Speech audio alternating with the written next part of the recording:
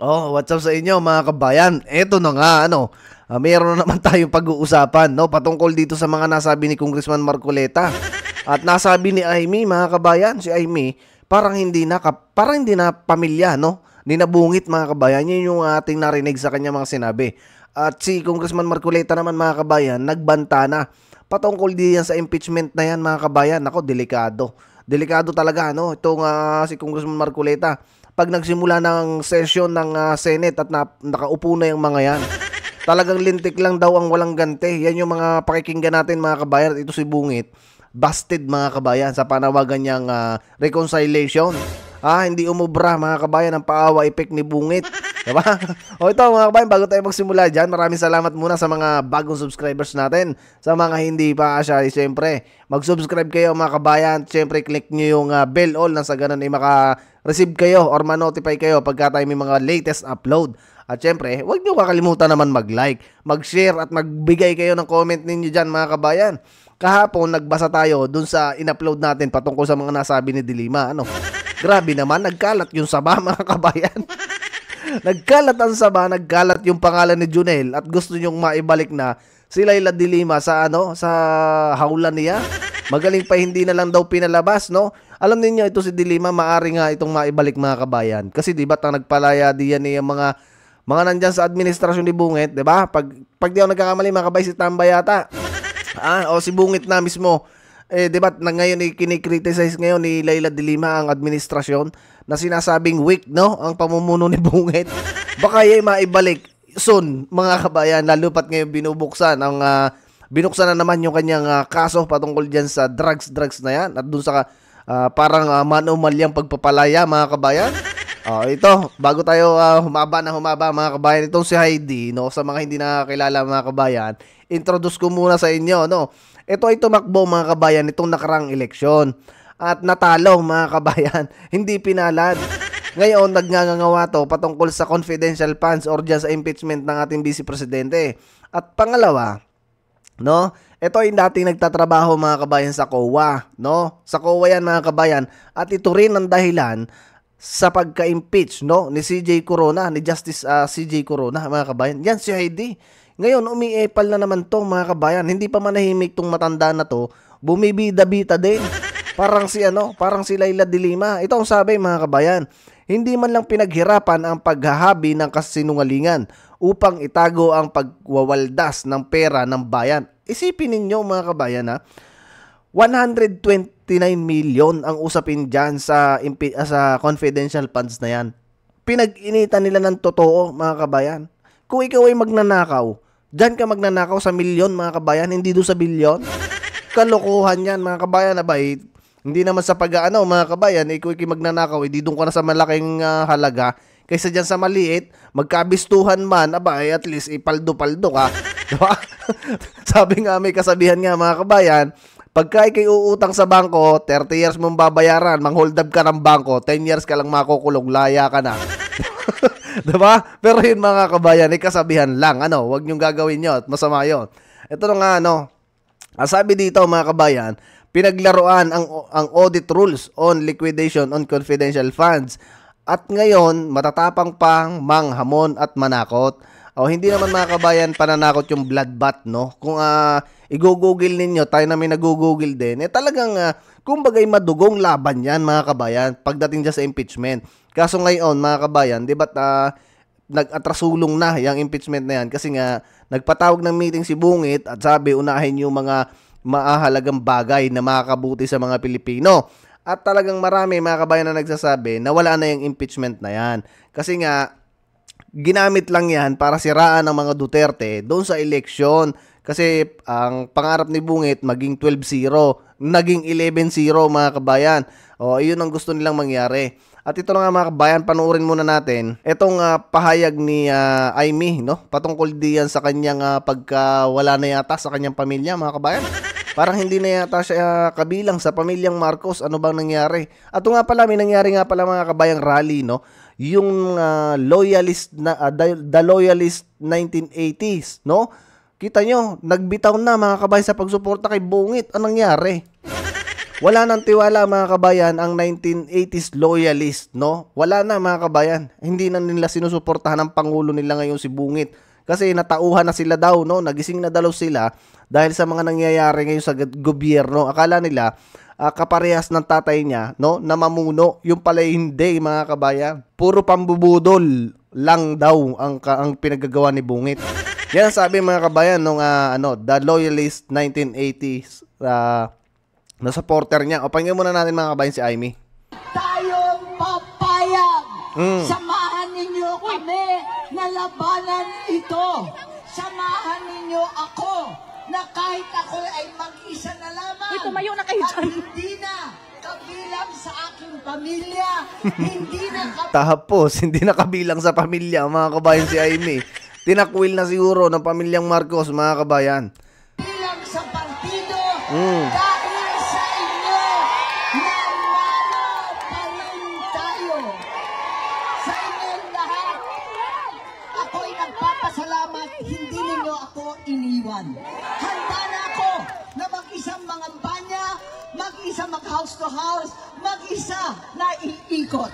Ngayon pala, hindi ako naulila. Hindi ako nag-isa dahil ang birthday girl natin, si Vice President Inday Sara Duterte, 10 ng DDS, 10 ng OFW, 10 na mga narito ngayon sa The Hague ay sumama sa akin. Maraming salamat. Asahan ninyo ito. Sa SMA lang yan, sa SMA lang. Tayo, at hindi tayo titigil hanggang maiuwi natin ang mahal nating ama, Tatay Digong Duterte. O ayan mga kabayan, nangangako to si Aimee, no, na hindi sila titigil o hindi siya titigil mga kabayan para maiuwi si PRRD. Alam niyo meron tayong isang kumbaga parang napapansin dito mga kabayan kay Aimee, no. What if, no? Baka kaya ito mga kabayan ikapit, no, kay BP Sara. What if lang mga kabayan. Hindi ko naman sinasabi na maaari, no, na talagang mangyayari. What if kaya to lumalapit mga kabayan kay BP Sara, may pangarap tong maging Vice President? What do you think mga kabayan? Alam ko yung iba sa inyo sasabihin tayo masyadong advance mag-isip. Di ba't medyo nadala na tayo mga kabayan diyan sa kanyang kapatid. Siyempre mga kabayan, baka ito'y nangangarap din.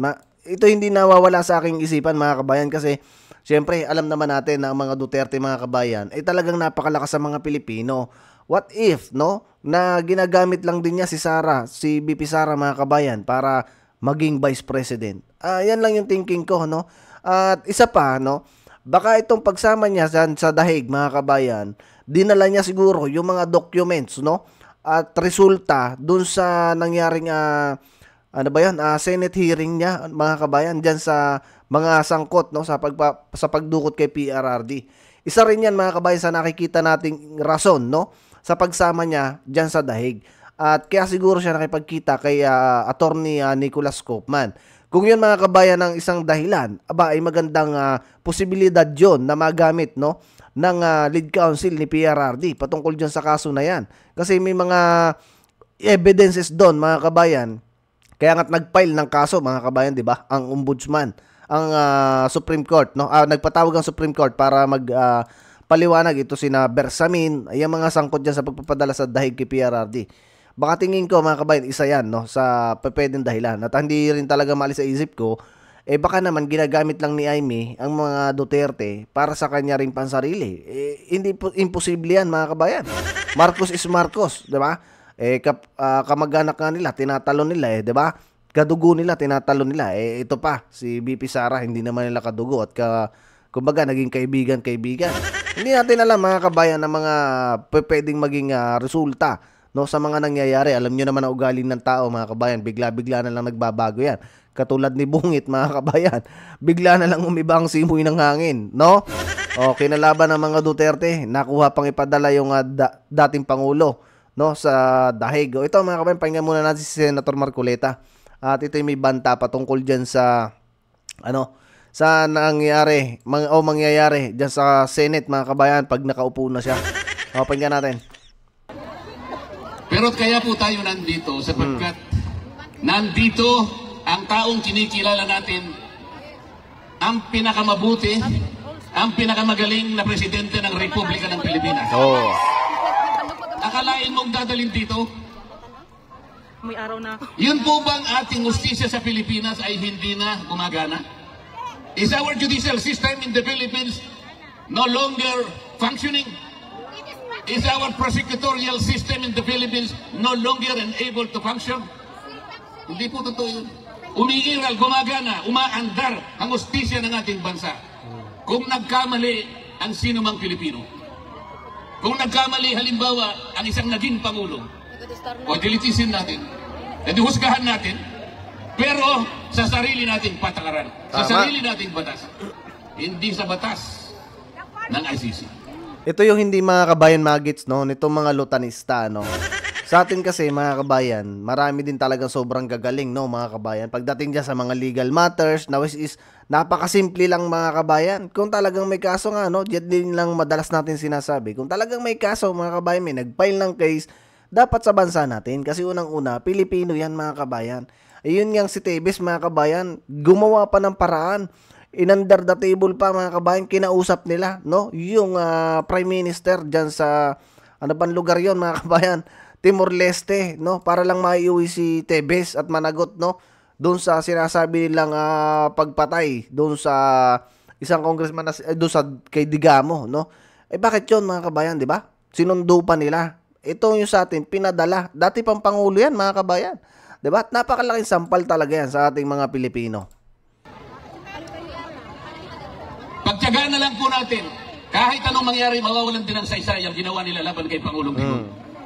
Lalabas din po ang katwiran, magtatagal lang po ng konti dahil may proseso. Wala ng jurisdiction ng ICC sa ating Pangulong Digong. Maniwala kayo sa akin. Pinatatagal lang nila sapagkat pinupolitika din dito yan. Mahirap lang magsalita kung akala nila tayo ay nagsasalita laban sa ICC. Hindi po. Ang sinasabi lang natin, kahit balik-balik rin mo ang pangyayari, wala ng jurisdiction po ang ICC. Pati po yung charge na kanilang ikinapit sa Pangulo, crime against humanity, hindi kakapit sa Pangulong Rodrigo Duterte. Sapagkat yung war on drugs, hindi po klasifikado na crime against humanity. Yung programa na ginawa niya is a legal, it is a regular governmental action to wipe out drug problem in our country. Presidente po siya, siyang nakakaalam ng mabuti para sa kanyang bansa.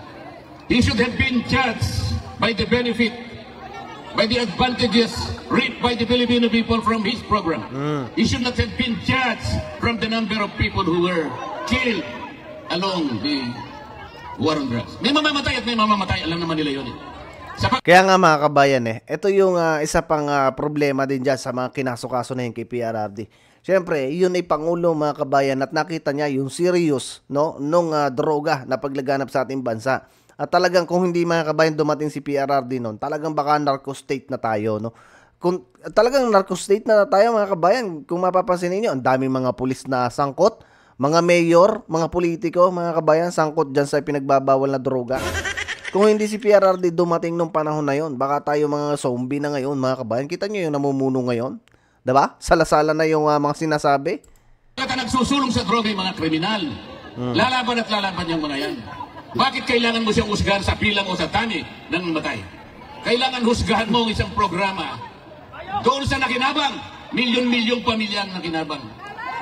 Ngayon, bumalik na naman ang droga. Ngayon, bumalik na naman ang krimen. Kayo po ang nakakaalam, ang mga kamag-anak nyo sa Maynila ang magsasabi sa inyo, bumalik na naman ang problema ng ating bansa. Kasi po, wala naman silang gustong gawin para ayusin. Salamat po sa inyong lahat. Alam ko po, isa po ako sa inyong ibinoto para maging senador ng ating bansa. Kahit nalayo po ang lugar na ito, alam kong nagpupulong-pulong kayo rito. Marami pong gawain sa Maynila. Ngunit kahit konti sandali, kailangan tagpuin ko kayo rito. Para personal po akong magpasalamat. Lahat po kayong lahat, binoto po ninyo ako. Kung hindi sa inyo, baka natupad yung survey. Pakalain nyo naman, sa simula't-simula pa, number 36 ako. Hindi man lang ako umangat. Nung naawa sila sa akin, siguro bandang Pebrero yata yun. Napunta ako sa number 22. Hanggang doon ka na lang, sabi nila. Malapit nang matapos ang Abril, 21 na naman ako. Pagkatapos nagmilagro isang araw, nilagay po nila ako number 12, pero isang araw lang yun. Binaba na naman nila ako sa number 18. Tingnan mo ninyo yung kawalang hiyaan ng mga survey companies na. Naniniwala pa ba kayo dyan? Sipi-sipi ninyo. Merong isang media practitioner sa Maynila, babae, hindi ko nababanggitin ang pangalan, baka sumigat pa. Hindi makamove on. Hindi siya makapaniwala bakit daw si Rodante Marcoleta naging number 6. Hindi niya kasi binabasa yung ating mga kababayan katulad ng inyong mga kamag-anak at kayong lahat. Hindi ba niya alam kung gaano ang kinontribute na boto ng lahat ng OFWs? Bakit hindi niya alam yun? Bakit tinitingnan niya? Ako lang ang tinitingnan niya. Paano nangyari yun? Sabi niya. Paano nangyari si Marcoleta? Hindi makamove on si Senator Marcoleta dito sa sa mga survey, no? Hindi makamove on, mga kabayan, talaga. Ito magandang mga politiko, no? Hindi nakakalimot, mga kabayan. O, tuloy. Nanalo, paano nangyari yun? Nakakaawa yung tao na yun. Nakalimutan niya. Nakalimutan po niya, napakaraming nagmamahal pala kay Rodante Marcoleta. Ngayon po, masasabi ko na sa inyo, lintik lang ang walang ganti. Yan. Ginawa, ang gusto nila number 36 ako. Sabi ng mga tao, hindi. Kailangan maging number 6. So yun po yung nangyari. Yun po ang nangyari. Umanta sila. Ito pong impeachment na kinakasan nila, bahala sila. Bahala sila. Pero kung akong masusunod, sabi ko sa kanila, para mabawasan ang kahihiyan ng ating gobyerno, para hindi na mapahiya ang administrasyon, tigilan nyo na. Yan. Tigilan nyo na para hindi na mapahiya. Ngayon, kung gusto nyo mapahiya, o ituloy nyo. Hindi rin naman kayo mananalo. Kahit saan tayo mapunta, Yan. hindi mananalo. Hindi mananalo ang kalaban ng ating Vice President. Sinabi ko na noong una, uulitin ko sa inyo, kung ayaw nilang itigil, nasa sa kanila. Pero kung gusto nilang mawala ang kanilang kahihiyan, itigil na lang nila. Ngayon, ayaw niyong tumigil, purbahan natin. Sige, isulong ninyo. Pareho din naman ang mangyayari. They will not be able to remove the Vice President. Itaga mo sa bato yan. Itaga niyo sa bato yan. Walang mangyayari. The Vice President will stay as Vice President. Yan. Yan yung gusto natin, mga kabayan, kay Congressman Marcoleta, no? Ay kay Senator Marcoleta, mga kabayan. Kasi ito, iba talaga, mga kabayan, manindigat, nakita na natin yan, nasaksihan natin dyan sa Congress, mga kabayan. Ito ang magandang maging Senate President, no? Maliban kay Tito Soto, kasi ngayon usap-usapan, no, na suportado ni Ping Lacson si Tito Soto sa pagtakbong Senate President na naman, mga kabayan. Pero ako, mas suporta ko to, mga kabayan. Okay din si Soto, no? Kasi no panahon ni PRRD, okay din niya si Soto. Pero mas okay sa akin, mga kabayan, kung si Senator Marcoleta magiging Senate President ngayong 28th Congress, mga kabayan. So ayun lang, no, mga kabayan, napakaganda ng mga sinabi nila dito. At pinakinggan natin ng mabuti yung kanya mga pahayag at I hope, no, na ma-deliver to ni Senator Marcoleta. At wala naman tayong doubt diyan, no, sa mga sinabi niya, mga kabayan. At alam natin na talagang gagawin niya ni Senator Marcoleta. Wag lang agawan ng hopya, lalong iinit ng usapin na yan. So ayun lang, mga kabayan, hanggang dito muna ang ating video. Maraming salamat sa inyong pagsuporta at pagantabay. Huwag niyo kalimutang mag-like at mag-share. Magbigay din kayo ng inyong comment sa ating comment section. Adios muna, mga kabayan, see you sa susunod na video. Ingat kayo palagi.